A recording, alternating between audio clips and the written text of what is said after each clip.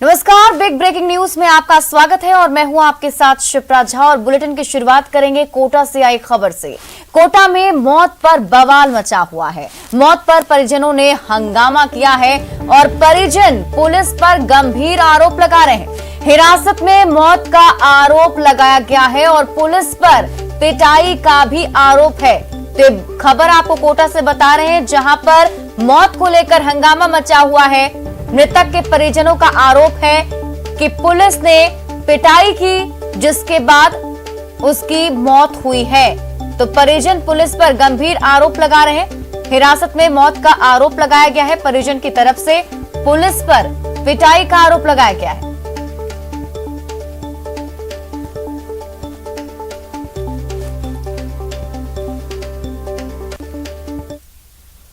और अजमेर के सावर से बड़ी खबर सामने आ रही है। बिंदौरी निकालने पर कार्रवाई की गई है। पाबंदी के बावजूद निकली बिंदौरी, रोकने पहुंची पुलिस टीम पर हमला हुआ है। सरकारी कार्मिकों और पुलिस ने भागकर जान बचाई है। ये बड़ी खबर आपको बता रहे हैं। बिंदौरी निकाली गई थी। जब पुलिस मौके पर पहुंची लोगों को समझाने के लिए, तो लोगों ने उन्हीं पर पथराव कर दिया। लोगों ने पुलिस पर पथराव किया है। पुलिस वाहन और बीएलओ की बाइक को क्षतिग्रस्त किया है। हमले में बीएलओ और पंचायत कार्मिक के कई लोगों को चोटें आई हैं। कुशायता के झोपड़ा में कोरोना गाइडलाइन का उल्लंघन किया जा रहा था। सैकड़ों लोगों के बीच डीजे से बिंदौरी निकाली जा रही थी। बागरिया समाज में कार्यक्रम चल रहा था और हमला करने पर पुलिस थाने में 2 दर्जन लोगों के खिलाफ मुकदमा फिलहाल दर्ज किया गया है। अजमेर से आपको ये खबर बता रहे हैं, जहां पर बिंदौरी रोकने पहुंची पुलिस टीम पर हमला किया गया है।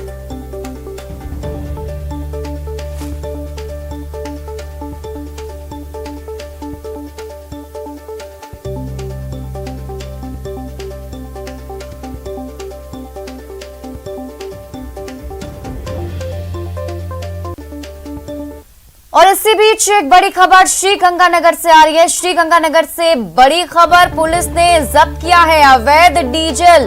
पंजाब से तस्करी की जा रही थी। 11 बड़े ड्रम डीजल से भरे पकड़े गए हैं। नाकेबंदी के दौरान ये कामयाबी पुलिस को मिली है। पिकअप से ये तस्करी किया जा रहा था। ये बड़ी खबर श्रीगंगानगर से आपको बता रहे हैं, जहां पर अवैध डीजल को जब्त किया गया है। पुलिस ने नाकेबंदी के दौरान ये डीजल जब्त किया। पिकअप के वैन से तस्करी की जा रही थी। बताया जा रहा है कि 11 बड़े ड्रम थे जिसमें डीजल भरा हुआ था और पंजाब से ये तस्करी की जा रही थी, जिस पर पुलिस ने बड़ी कार्रवाई की है।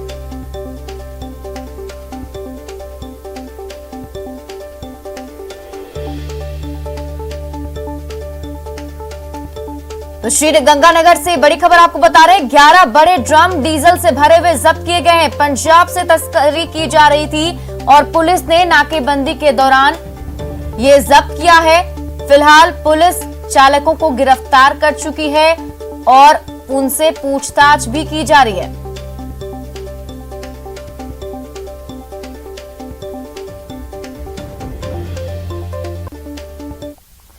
और अगली खबर राजसमंद से है। ये भी बड़ी खबर, ट्रेलर ने कार को टक्कर मार दी है। कार सवार एक युवक की मौत हो गई। हादसे में 3 लोग घायल हुए हैं। भीम थाना के NH 8 पर यह हादसा हुआ है। तो राजसमंद से बड़ी खबर आपको बता रहे हैं, जहां भीम थाना के NH 8 पर एक दर्दनाक सड़क हादसा हुआ है, जिसमें 3 लोग गंभीर रूप से घायल बताए जा रहे हैं। जिसमें ट्रेलर ने कार को टक्कर मार दी और कार सवार 3 लोग घायल हैं और कार सवार एक युवक की मौत भी हो गई है।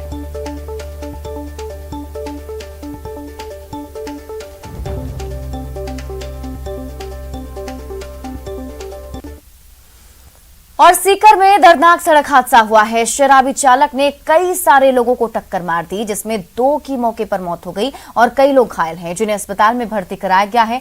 इधर टैंकर का चालक भी घायल हो गया और अपने केबिन में ही फंसा रह गया, जिसे पुलिस ने फिलहाल दबोच लिया है। तस्वीरें मौका वारदात की आपको दिखा रहे हैं। ये देखिए कैसे ये हादसा हुआ है, जिसमें 2 लोगों की मौत हो गई है और बताया जा रहा है कि चालक शराब के नशे में गाड़ी चला रहा था, जिस वजह से यह हादसा हुआ है। टैंकर ने टक्कर मार दी। कई सारे लोग उसकी चपेट में आ गए, 2 की मौत हो गई और कई लोग घायल बताए जा रहे हैं।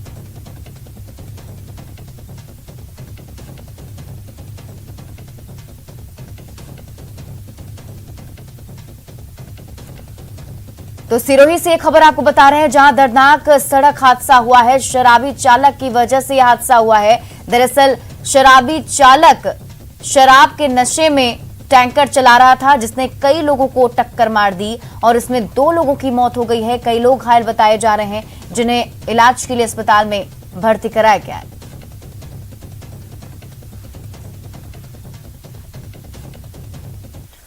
और अब बात करेंगे कोरोना की। धौलपुर में लॉकडाउन का पालन करवाने के लिए जिला प्रशासन पूरी सख्ती बरत रहा है। इसी बीच कलेक्टर राकेश कुमार जायसवाल ने जिले में मावा और पनीर की दुकानों पर पूर्ण प्रतिबंध लगाने के आदेश जारी किए। निगरानी दल के प्रभारी दिलीप चाहर ने बताया कि कलेक्टर के आदेश के बाद बाड़ी शहर में मावा और पनीर की सभी दुकानों को आगामी आदेश तक सील कर दिया गया है। दरअसल आज अक्षय तृतीया है, ऐसे में ग्रामीण इलाकों में सैकड़ों शादियां हो सकती हैं, इसलिए सबसे पहले डेयरी प्रोडक्ट्स की बिक्री बंद की गई। वहीं शादी समारोह पर निगरानी के लिए कई टीम भी बनाई गई है।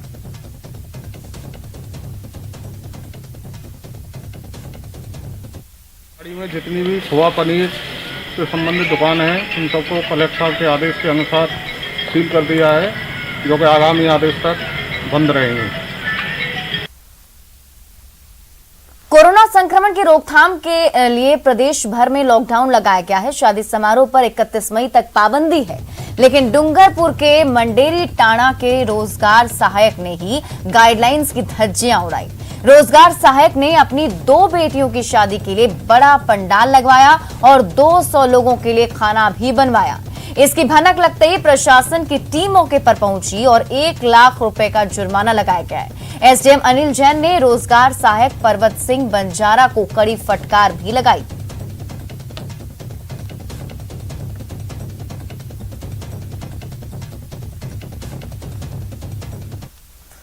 भीलवाड़ा के कलेक्टर शिव प्रसाद एम नकाते ने शाहपुरा और जहाजपुर में कोरोना वार्ड का निरीक्षण किया। इस दौरान उन्होंने कोविड संक्रमितों से भी मुलाकात की, उनका हालचाल भी जाना। सीएमएचओ डॉक्टर मुस्ताक खान भी उनके साथ रहे। कलेक्टर ने चिकित्सा विभाग के अधिकारियों को कोरोना इलाज से संबंधित उचित दिशा निर्देश भी दिए।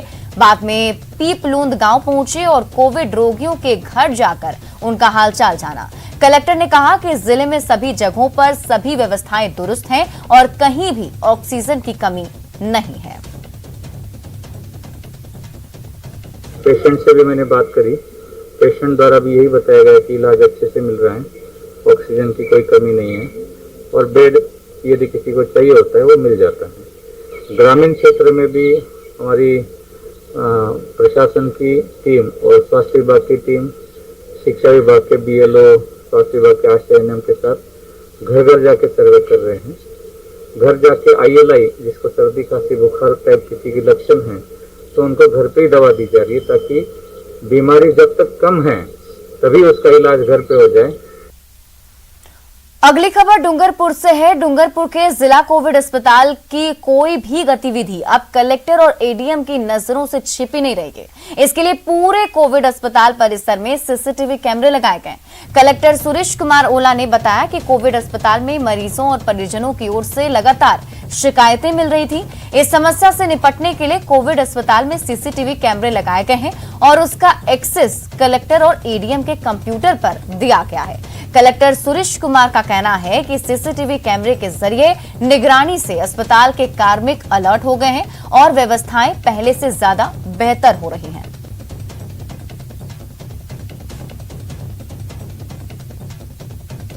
ये कोशिश की है कि जिला अस्पताल के सहयोग से वहां पर सभी वार्ड्स में, सैंपलिंग एरिया में, आइसोलेशन में, हेल्प डेस्क पे सभी जगह पर कैमरे स्थापित किए गए, ताकि कई बार शिकायतें भी होती है कि अटेंड नहीं किया जा रहा है या डॉक्टर्स का राउंड नहीं लिया जा रहा, तो उसको मेरे स्तर पर, एडीएम के स्तर पर, वह मेडिकल कॉलेज प्रिंसिपल, पीएमओ, वो भी अपने स्तर पर इसको देख भी सकते हैं और इसमें अगर ऐसी कोई चीज हमारे नोटिस में आती है तो हम उस पर करेक्टिव मेजर्स भी लेते हैं। कोरोना की दूसरी लहर में तेजी से फैलते संक्रमण और मरते मरीजों के बीच अब प्रदेश में वेंटिलेटर्स पर सियासत गरमा रही है। सीएम अशोक गहलोत ने पीएम केयर फंड से आए वेंटिलेटर्स को डिफेक्टिव बताया है। आफतकाल में सियासत परवान पर है। पहले ऑक्सीजन पर खूब आर पार हुई, फिर वैक्सीन पर जमकर बवाल हुआ। अब वेंटिलेटर्स पर सियासत गरमा गई है। अब की बार सीएम गहलोत ने पीएम केयर फंड से प्रदेश में भेजे गए वेंटिलेटर को डिफेक्टिव बताते हुए इनकी खरीद की जांच की मांग कर डाली है और कहा है कि केंद्रीय स्वास्थ्य मंत्रालय को जांच करवानी चाहिए कि ऐसे डिफेक्टिव वेंटिलेटर्स की खरीद कैसे हुई। मुख्यमंत्री अशोक गहलोत ने ट्वीट कर केंद्र सरकार पर हमला बोला और उन्होंने लिखा, भारत सरकार ने प्रदेश को पीएम केयर फंड से 1900 वेंटिलेटर्स उपलब्ध करवाए थे। इनके इंस्टॉलेशन और मेंटेनेंस की जिम्मेदारी भी भारत सरकार की ही थी। डॉक्टर्स के मुताबिक इनमें से कई वेंटिलेटर्स में तकनीकी कमियां हैं और इन्हें इस्तेमाल करना रोगियों के लिए खतरनाक साबित हो सकता है। मुख्यमंत्री अशोक गहलोत का ये बयान तब आया है जब बीजेपी वेंटिलेटर्स किराए पर देने का मसले को तूल दे रही है और राज्य सरकार को चौतरफा घेरने का प्रयास कर रही है। स्टेट गवर्नमेंट अपनी लापरवाही और अपनी जो इनकी अक्षमता है उसे न छिपाए, उसमें कोई सुधार करे। जैसे मेरी मांग है कि आपका जैसे प्लाज्मा है वह जनता को निःशुल्क उपलब्ध कराएं। जनता डोनेट कर रही है, तो डोनर को के एवज में आप 16,500 प्रति डोनर का चढ़ाने का वसूल कर रहे हो। मैं समझता हूँ ये भी निंदनीय है। सियासत अपनी जगह है, लेकिन सांसों से समझौता कतई नहीं किया जा सकता। लिहाजा वेंटिलेटर्स को लेकर आरोप गंभीर हैं। अगर ये सही है तो सच सामने आना चाहिए, जांच भी जरूर होनी चाहिए कि सभी वेंटिलेटर्स में प्रेशर ड्रॉप की समस्या कैसे आ रही है, क्योंकि कोरोना काल में हर सांस जरूरी है। जयपुर से न्यूज 18 राजस्थान के लिए दिनेश शर्मा की रिपोर्ट। श्रीगंगानगर के सादुल शहर की धान मंडी में लिफ्टिंग यूनियन और अनाज मंडी यूनियन ने आज काम बंद कर दिया है। मजदूरों ने पुलिस प्रशासन पर आरोप लगाए हैं कि पुलिस के जवान उनके साथ जबरदस्ती करते हैं, उनका चालान काट रहे हैं। मजदूरों का कहना है कि पुलिस प्रशासन उनके वाहन शहर में नहीं लाने दे रहे और जबरदस्ती उनका चालान भी कट रहा है, जबकि शहर में अन्य वाहन बड़ी तादाद में घूम रहे हैं। आज सादुल शहर के फुटेला चौक पर पुलिस के जवानों के साथ मजदूरों की झड़प भी हुई और इसके बाद बड़ी संख्या में मजदूर एकत्रित हो गए और नारेबाजी करनी शुरू कर दी।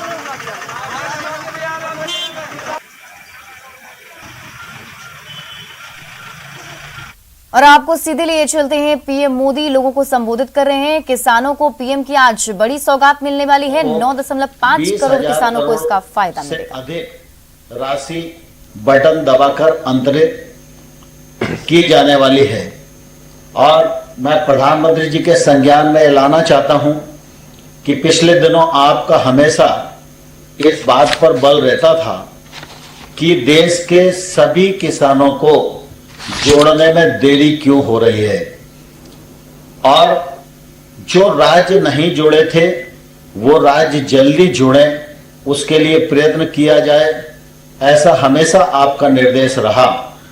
काफी लंबे समय तक इस दिशा में मंत्रालय प्रयास करता रहा, लेकिन पश्चिम बंगाल राज्य की अनुपस्थिति होने के कारण हम ये कह नहीं पाते थे कि पूरे भारतवर्ष का हर राज्य जोड़ा है।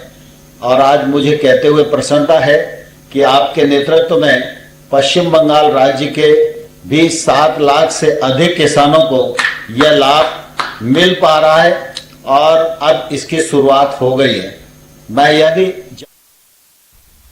और कोरोना संकट के बीच न्यूज 18 की पहल है कि रोज दोपहर 2 बजे देखिए कोरोना से बचाओ डॉक्टर के सुझाव। जिनको पहले से है कोई बीमारी, कोरोना से उनको है खतरा भारी। इलाज से बेहतर बचाव है, लेकिन बचाव की सही जानकारी का अभाव है।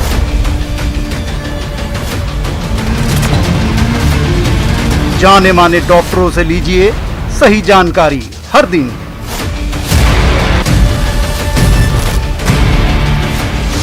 कोरोना से बचाव, डॉक्टर के सुझाव।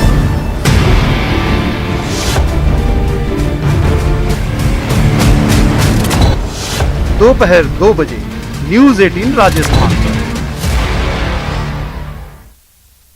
और नेटवर्क 18 ये सुनिश्चित करना चाहता है कि हर भारतीय को कोविड-19 टीकाकरण मिले। टीकाकरण जागरूकता बढ़ाने के लिए नेटवर्क 18 और फेडरल बैंक की पहल संजीवनी या शॉर्ट ऑफ लाइफ को सपोर्ट करें। हेल्थ एक्सपर्ट अपोलो 24/7 के साथ। और यहां रुकें एक छोटे से ब्रेक के बाद आपका स्वागत है। बढ़ते अगली खबर की ओर। कोरोना काल में मरीजों की बढ़ती भीड़ से अस्पताल की व्यवस्था पर खासा असर पड़ रहा है। बाड़मेर के जिला अस्पताल की 10 बेड क्षमता वाली इमरजेंसी में रोजाना 60 से 70 मरीज आ रहे हैं और इसके बाद अस्पताल का क्या हाल है, देखिए बाड़मेर से प्रेमदान की इस रिपोर्ट में।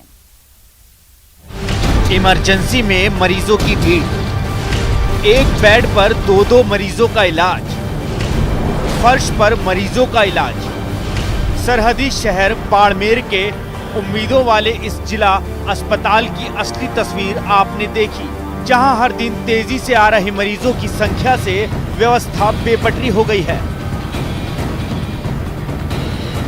महज 10 बेड वाली इमरजेंसी में एक दिन में 60 से 70 मरीज आ रहे हैं। फिर अव्यवस्था का अंदाजा लगाना मुश्किल नहीं। इमरजेंसी में अभी 10 बेड है, उसकी जगह हम 2-2 पेशेंट को सुला है। 20 पेशेंट है और 4 पेशेंट हमारे डॉक्टर जो ड्यूटी रूम है उसमें सुला दिए हैं और एक हमारे नर्सिंग स्टाफ का बेड है, उसमें भी हमने पेशेंट को ले दिया। वो क्रिटिकल ज़्यादा सीरियस था, एसपी की उसको 9 पॉइंट आ रही थी, ठीक है ना। और क्रिटिकल कैसे में हमारे नर्सिंग जो बेड है हमारे स्टाफ का, उसके ऊपर लेकर हम उसका ट्रीटमेंट चालू कर दिया है। बाड़मेर के जिला अस्पताल के चिकित्सक और नर्सिंग स्टाफ अपनी ओर से सेवा में कोई कमी नहीं छोड़ रहे, लेकिन इमरजेंसी में मरीजों और उनके तीमारदारों की ये भीड़ खुद ही जानलेवा संदेश दे रही है। अब चिकित्सा अधिकारी की मुश्किल ये है कि उनके पास पर्याप्त स्टाफ तक नहीं है। हम एक पेशेंट के अटेंडेंट को अलाउ करते हैं, तो पेशेंट के साथ एक जना तो हमारे बहुत जरूरी है। इतना बड़ा हमारे पास स्टाफ ही नहीं है कि हम एक पेशेंट के बाद एक स्टाफ रखें। यहाँ 24 घंटे सेवा दे रहे नर्सिंग स्टाफ हर मरीज की जान को बचाने की जद्दोजहद में जुटे हुए हैं। इमरजेंसी का हर कोना और फर्श मरीजों से भरा हुआ है। आपातकालीन वार्ड में पाइपलाइन से ऑक्सीजन सप्लाई के 10 प्लग ही हैं। इसके बावजूद फर्श पर क्षमता से ज्यादा भर्ती मरीजों को ऑक्सीजन सिलेंडर पर सपोर्ट देकर रखा जा रहा है। हालांकि हमारे पास स्टाफ फुल है, ठीक है ना, और डॉक्टर्स वगैरह फुल है, सब बच्चे अपना काम कर रहे हैं, ठीक है ना। बस ये जो पेशेंट कंटिन्यू बढ़ रहे हैं, जो भी पेशेंट जो हाई फ्लो पे है, जैसे बेड वार्ड में खाली होते हैं तो वो पेशेंट को वहाँ शिफ्ट कर लेते हैं। आपको बता दें कि बाड़मेर जिला अस्पताल, कन्या महाविद्यालय और कस्तूरबा गांधी आवासीय छात्रावास में बेड हाउसफुल हो चुके हैं। ऐसे में केएन वेदांता की ओर से 10 बेड का अस्पताल बनाने की तैयारी चल रही है।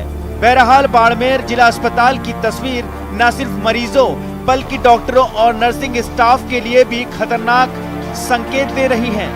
बाड़मेर से प्रेमदान देथा की रिपोर्ट।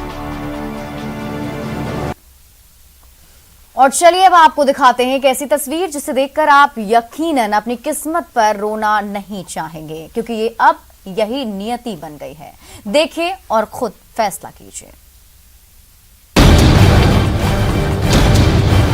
कोरोना काल में देश की उम्मीदें, देश की नजरें चिकित्सा कर्मियों पर और अस्पतालों पर हैं। डॉक्टर्स धरती के भगवान हैं तो अस्पताल मंदिर, और इस मंदिर में भक्त अपनी जिंदगी की भीख मांगने जाता है। लेकिन जब मंदिर ही भगवान भरोसे हो तो भक्त को लंबी उम्र का वरदान कहाँ मिलेगा। ये तस्वीरें देखिए और अपनी किस्मत पर आंसू बहा लीजिए, अपना सिर पीट लीजिए और आप डिजिटल इंडिया 21वीं सदी के भारत में खड़े हैं।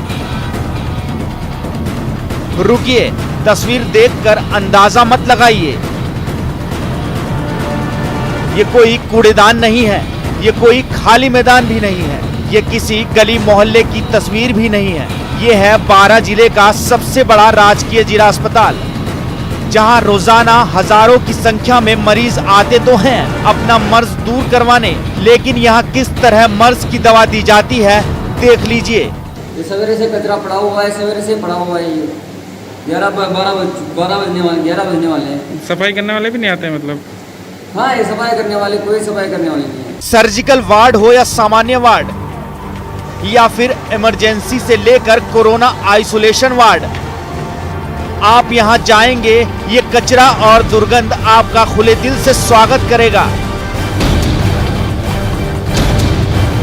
लेकिन आपको परेशान नहीं होना है, प्रशासन के दावों पर भरोसा करना है, उनके खोखले दावों पर विश्वास जताना है।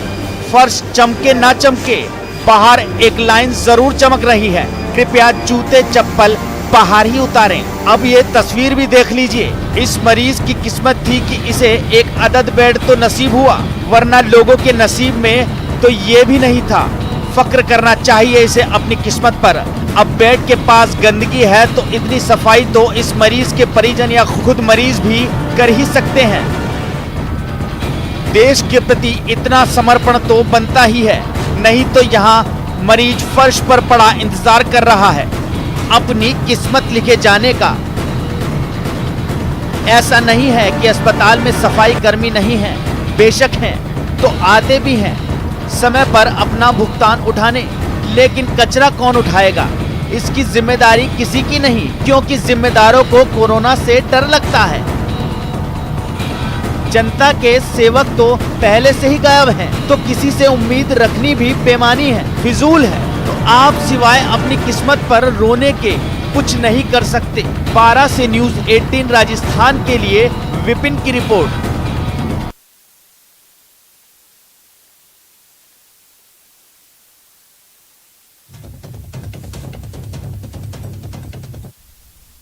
तो चलिए एक बार फिर से आपको लिए चलते हैं जहां पीएम मोदी किसानों को सौगात दे रहे हैं। पर ब्रांडिंग करके आप अपनी जैविक चीजें बेच रहे हैं। हाँ, आगे बताइए। जी सर, इससे क्या लाभ हुआ है कि जो पहले जो विष युक्त खेती होती थी उससे बीमारियां अधिक बढ़ती थी, और जो हम रसायन का प्रयोग करते थे वो सीधे जब बरसात होती थी तो बरसात के पानी के माध्यम से गंगा जी में मैया में पूरा जो जहर था वो चला जाता था। तो आज हम उसका प्रयोग नहीं कर रहे हैं, जिससे कि जो जहर है वो हमारे गंगा मैया में नहीं जा रहा है और हमारी गंगा मैया का जो स्वास्थ्य है वो सही चल रहा है। सर अरविंद जी सर, मुझे खुशी हुई कि आप पढ़ाई करने के बाद जी नौकरी की तलाश करने के बजाय सीमित जमीन होने के बावजूद भी ये नए तौर तरीकों से आपने इतनी बड़ा हौसला बुलंद किया, इतनी व्यवस्था खड़ी कर दी। और इतना ही नहीं, सबसे बड़ी बात यह है कि आप अकेले नहीं, आप सबको ये चीज में जोड़ रहे हैं, सबको सिखा रहे हैं। ये मैं सचमुच में आपकी बातें, आपका अनुभव सभी किसानों को प्रेरित करे ऐसी ताकत रखता है। अपनी आजीविका के साथ ही आप माँ गंगा के प्रति भी दायित्व को समझ रहे हैं, और कोई भी केमिकल का बहाव गंगा की तरफ न हो जाए, ये भी जैविक खेती के कारण संभव हुआ है। तो मैं आपको बहुत साधुवाद देता हूं। और कोरोना का कालखंड है, मैं यही कहूंगा कि कोरोना संक्रमण से बचाव के साथ साथ ये काम जारी रखिए, और अपने परिवार का, बाकी गांव वालों को भी ध्यान रखने के लिए जरूर कहिएगा। धन्यवाद अरविंद जी, नमस्कार। नमस्कार। अब मैं आंध्र प्रदेश के अनंतपुरम जिले की श्रीमती एम वेणुअप्पा को आमंत्रित करूंगा, जो प्राकृतिक खेती के प्रसार की योजना की लाभार्थी हैं। इस योजना के अंतर्गत 4 लाख हेक्टेयर क्षेत्र प्राकृतिक जैविक रूप में विकसित किया जा चुका है। श्रीमती एन वेणुरमा जी। वेणुरमा जी नमस्ते। नमस्ते सर। मुझे बताया गया है कि आपने अपने हौसले और मेहनत से बंजर जमीन को ही और उसमें ही आपने फसल उगा दी। ये आपने कैसे किया, मैं समझता हूं कि देश भर के किसानों को ये आपका अनुभव बहुत काम आएगा और वे भी जरूर आपकी बातें सुनना चाहेंगे। तो बताइए वेणुरम्मा जी। నమస్తే సార్, నా పేరు అన్నరమ్మ. మీతో మాట్లాడేకి నాకు చాలా సంతోషంగా ఉంది సార్. నాకు గవర్నమెంట్ 4 ఎకరాలు ఇచ్చింది సార్. గవర్నమెంట్ అసైన్ ల్యాండ్ భూమి 4 ఎకరాలు ఇచ్చింది.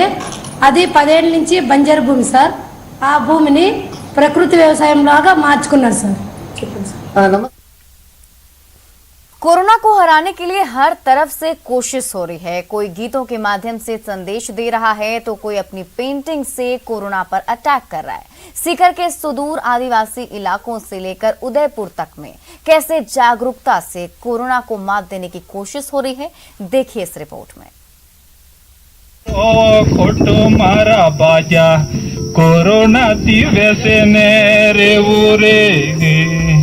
कोरोना वायरो खोटो मारा बाजा कोरोना दिवसे रे। कोरोना के खिलाफ जंग का एक खास तरीका है। आदिवासी भाषा के संगीत को आप पूरी तरह से भले ना समझ सके, लेकिन इसके संदेश को तो आप समझ ही सकते हैं। उनकी भाषा और उनके ही लहजे में हम उनको समझाएं बताएं तो वाहन को एक रथ का रूप दिया गया है। ये है समाज सेवी रेवा शंकर रावल, जो शहरों से दूर आदिवासी इलाकों में कोरोना के खिलाफ अलख जगाने का काम कर रहे हैं। हालांकि अपनी संस्कृति और समझ को लेकर कट्टर रहे आदिवासी समाज से भ्रम को हटाने के लिए उनकी ही भाषा और उनके ही शब्दों को चुना गया है, जिससे जागरूकता संदेश का असर भी गहरा हो। सोशल डिस्टेंसिंग, मास्क वगैरह ये जो कह रहे हैं, तो उसको लेकर के जनजातीय समाज में काफ़ी ऐसी भ्रम की स्थिति बनी हुई है। तो इन चीज़ों को समझाने के लिए हम लोगों ने तय किया है कि उनकी भाषा और उनके ही लहजे में हम उनको समझाएं बताएं। शहरों के बाद जिस तरह से कोरोना ने गांव में अपनी घुसपैठ शुरू की है, उससे सभी डरे हुए हैं। प्रशासन भी अपनी तरफ से कोशिश कर रहा है, लेकिन आम लोग भी अपने स्तर पर सामाजिक जिम्मेदारी निभा रहे हैं। लेकिन जो ग्रामीण क्षेत्र है और आदिवासी क्षेत्र हैं, वहाँ पे काफ़ी बड़ी संख्या में अब संक्रमित नज़र आ रहे हैं और वो गवर्नमेंट के रिकॉर्ड में नहीं है। सबसे बड़ी बात ये है वहाँ पे जो, क्योंकि चिकित्सा सुविधाओं का अभाव है, ग्रामीण और वनवासी क्षेत्र बिल्कुल पिछड़ा हुआ क्षेत्र है, तो वहाँ पे कुछ भ्रम भी हैं वैक्सीन को लेकर के, कोरोना बीमारी को लेकर के। सिर्फ संगीत ही नहीं, चित्रों और पेंटिंग्स के जरिए भी कोरोना को मात देने की कोशिश हो रही है और ये जिम्मेदारी उठाई है एक चित्रकार ने। उदयपुर के प्रसिद्ध कलाकार कैलाश जी नगर मेवाड़ की पारंपरिक पेंटिंग्स के जरिए लोगों को सुरक्षित रहने का संदेश देकर अपना सामाजिक धर्म निभा रहे हैं। ये पेंटिंग जो बनाई है काफ़ी संदेश देगी कि मास्क लगाना अभी इस हालत में बहुत ज़रूरी है। तो यहाँ प्लस यहाँ डिस्पेंसरी है, पार्किंग है और ये टूरिस्ट एरिया है, तो काफ़ी बाहर के लोग भी आते रहते हैं। इनके बचने के लिए हमने मास्क का ये पेंटिंग बनाई। इससे संदेश जाएगा कि मास्क ही और 2 गज की दूरी और बिना मास्क यहाँ एंट्री नहीं है। और फिलहाल इस बुलेटिन में बस इतना ही, लेकिन न्यूज 18 राजस्थान पर खबरों का सिलसिला लगातार जारी है।